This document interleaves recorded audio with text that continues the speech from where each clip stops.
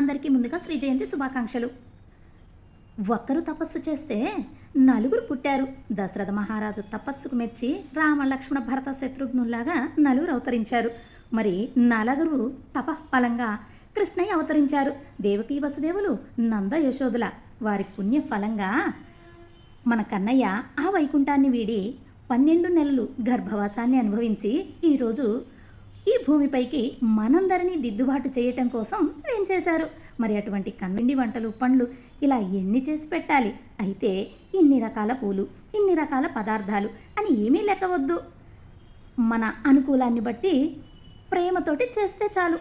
కుచేలుడిని అడిగి మరీ అటుకులు ఆరగించిన కన్నయ్య మనం చేసినవి ఆరగించడా. కనుక ఏమి కావాలి?